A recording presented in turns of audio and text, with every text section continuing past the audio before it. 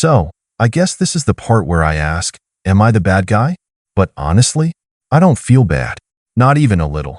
Growing up, my parents made it very clear that I was only valuable as long as I was useful to them. I was the responsible one. The kid who always took care of things while my younger brother, Liam, was treated like royalty. If he failed a test, my fault for not tutoring him. If he crashed his car, my fault for not reminding him to check his brakes. If he wasted all his money on gambling, guess who was expected to bail him out?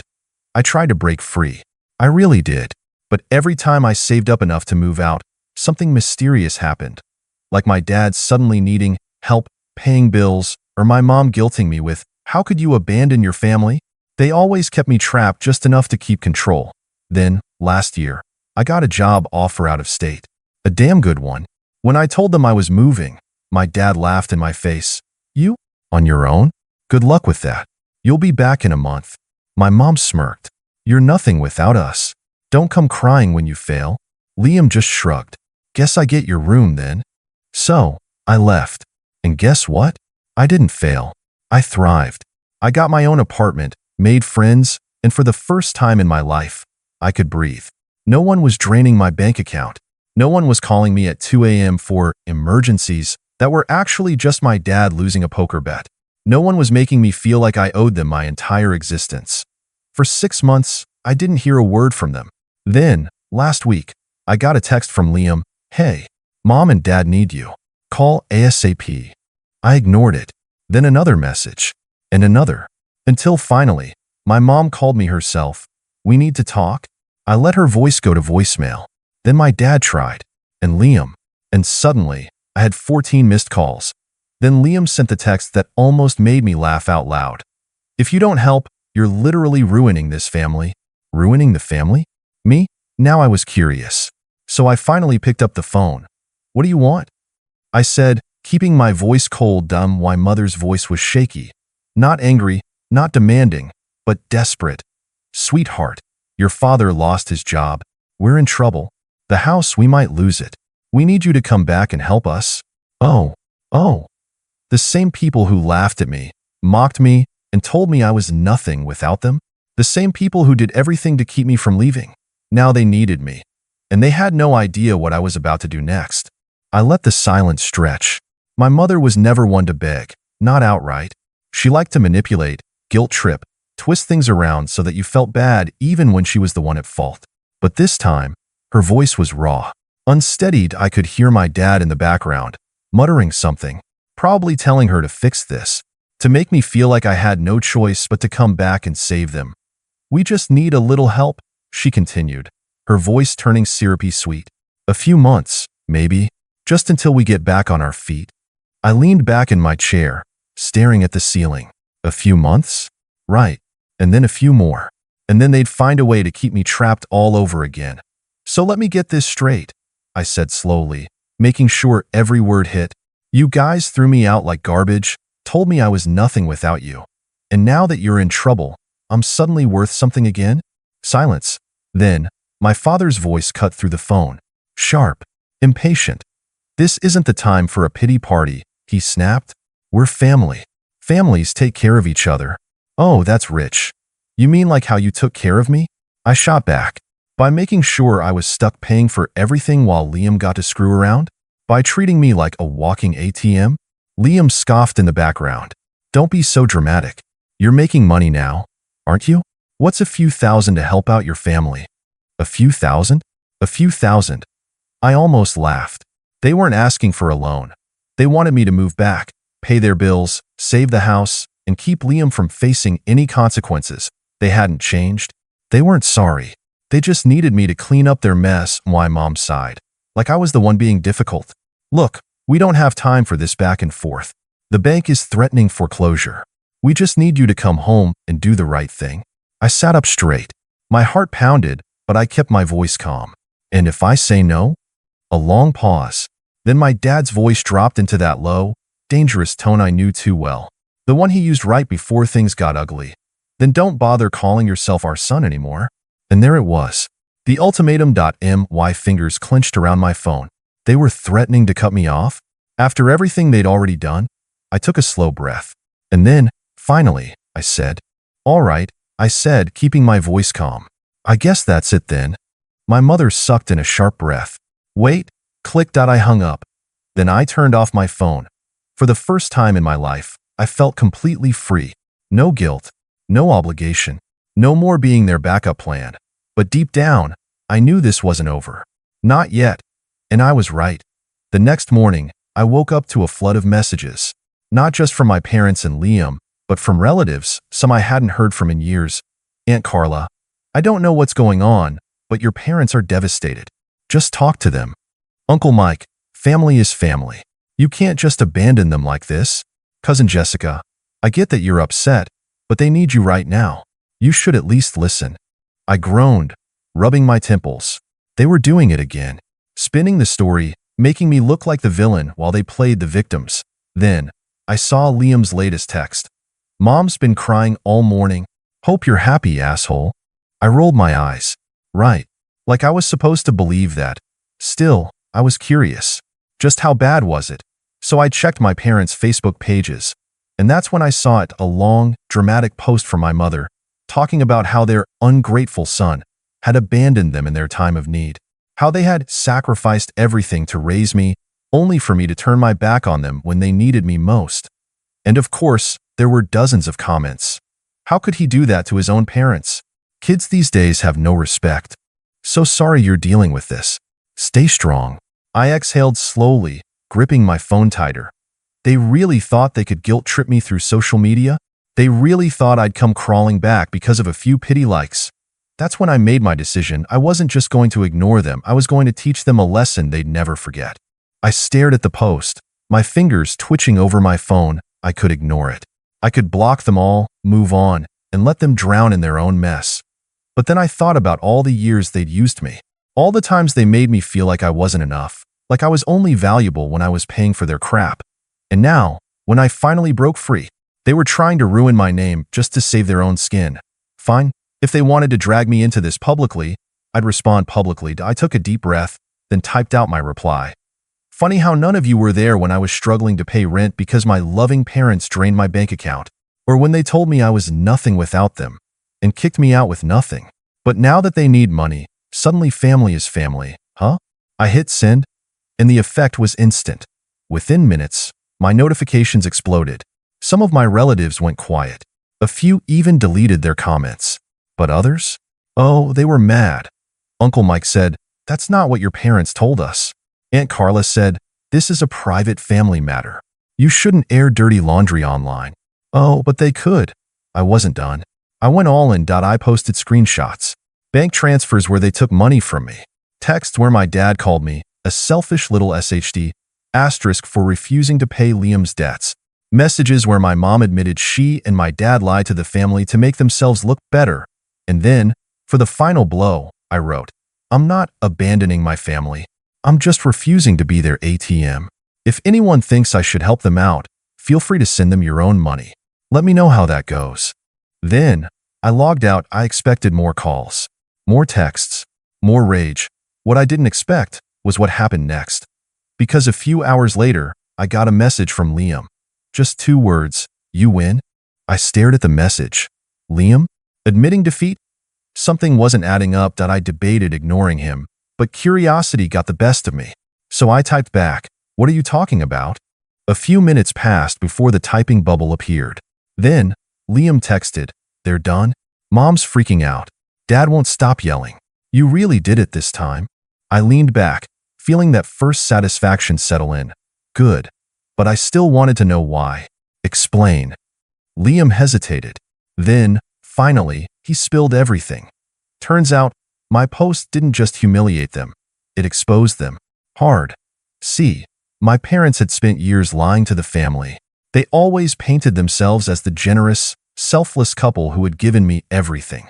They had borrowed money, guilt-tripped relatives, even scammed a few people with sob stories. But now, the truth was out. Relatives were pissed. Some were calling them out directly in the comments.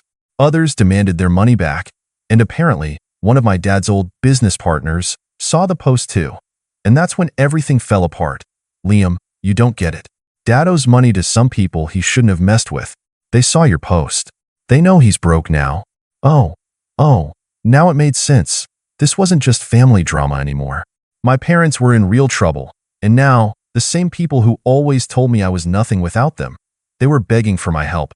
Liam, they need money. Fast. Mom said to ask you. Just something to hold them over. I let out a low laugh. Now they needed me. I took my time before responding. Tell Mom and Dad one thing for me. Liam, what? I smirked as I typed my next message. I guess they'll have to crawl. Liam didn't respond for a while. I figured he was probably trying to figure out if I was joking, or if I had actually lost it. I didn't care. I had finally taken control of the situation, and now it was my turn to play the game. But as the day dragged on, the calls kept coming. They were relentless. Mom was calling. Dad was calling. Even Uncle Mike and Aunt Carla got in on the act. I ignored every single one. I had a feeling if I picked up, they'd pull the same old tricks, the guilt, the manipulation, the fake tears. But this time I was smarter. I wouldn't fall for it. Not anymore. Then, late in the evening, I got a new message. It was from Liam again. They're saying they're about to lose the house? I scoffed. Was that supposed to shock me? And, Liam, I'm not asking for me, but you know what that means, right? They're not gonna back down. They'll do anything to make you help. I closed my eyes for a moment, taking it all in. They were really that far gone. And yet, all I could feel was anger. The fact that they had put me in this position in the first place. They thought they could use me as a safety net, as some kind of ATM that would just keep giving. And now, they wanted me to bail them out after they had been nothing but cruel for so long. After they'd treated me like a doormat. They weren't just asking for help. They were demanding it. I stared at my phone screen for a long time before typing out my response. I don't owe you anything anymore. I paused. Was I being too harsh? Was I letting the revenge cloud my judgment? But then, I thought about all the times I had been there for them. All the times I had sacrificed my own well-being just to keep them happy. No, I wasn't being too harsh, and as I hit send, I could almost feel the weight lift off my shoulders. But the next message from Liam. Mom says she's not going to make it without you. They're on the verge of bankruptcy. Please, just talk to them.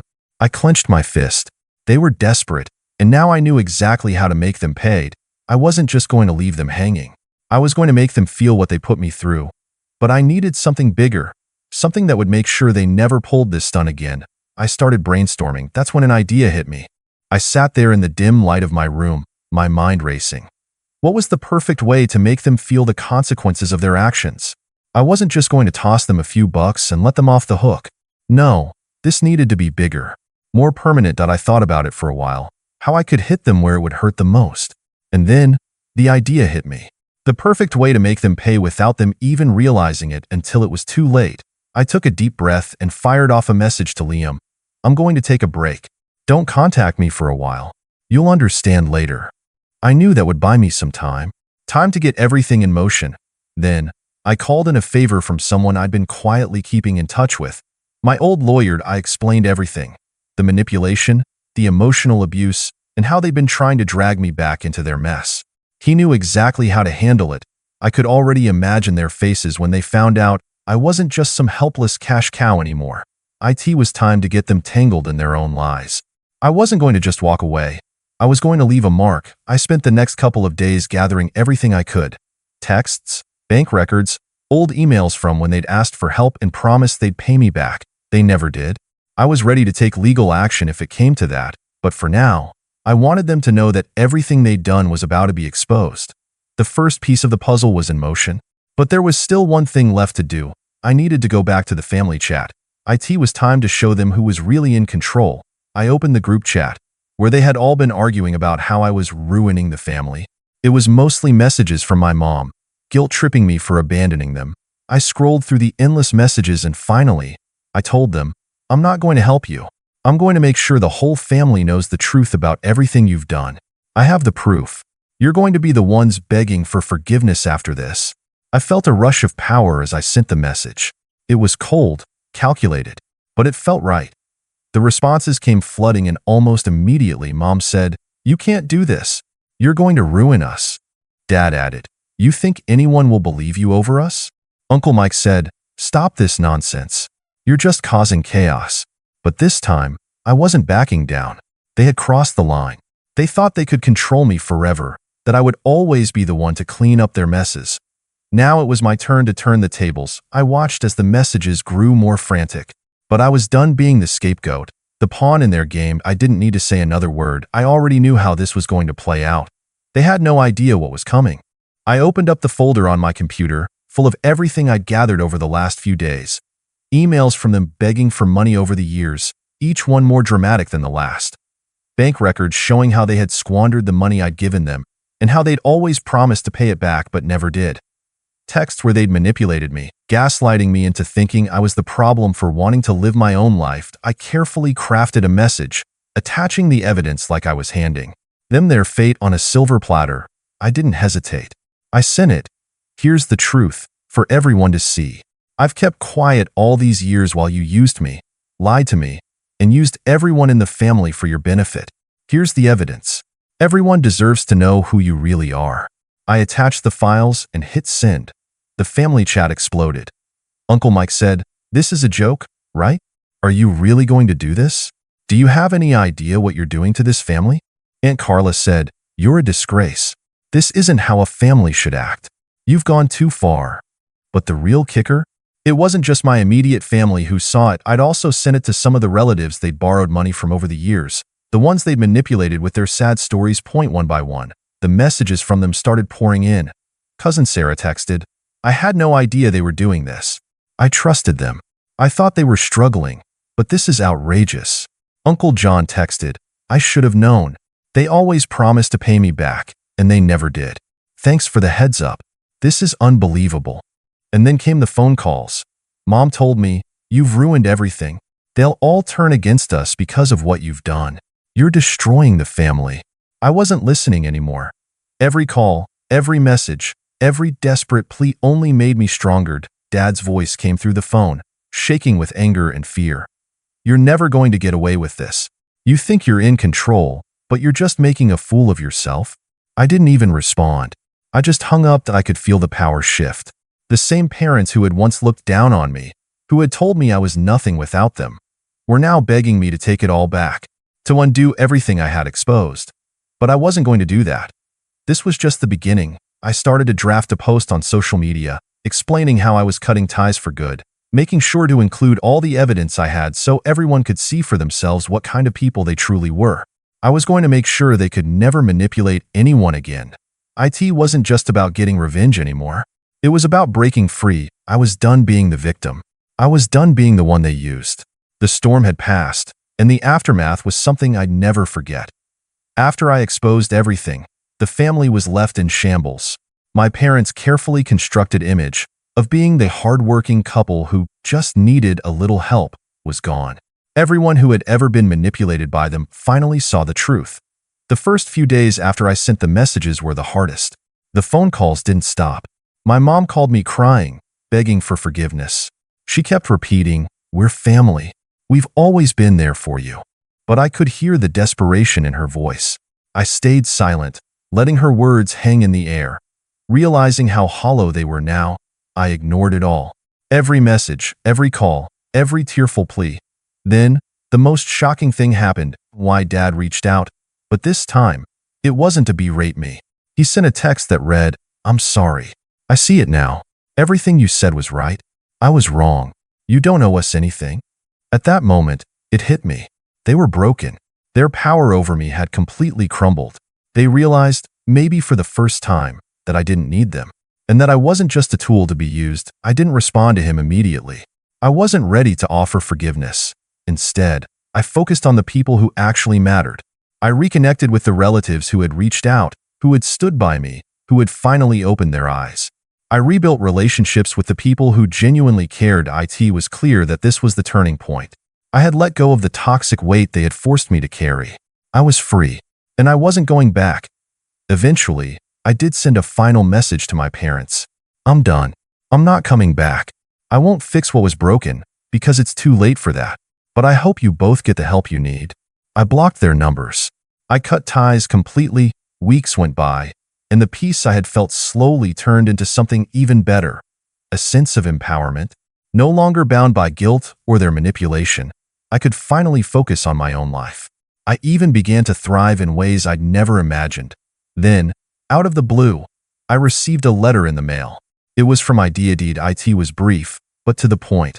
I don't expect you to forgive me, but I want you to know I'm sorry. I've started to see things more clearly.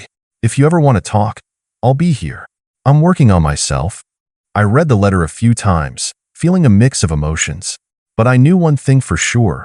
This was the end of it. I wasn't going to waste my time on apologies.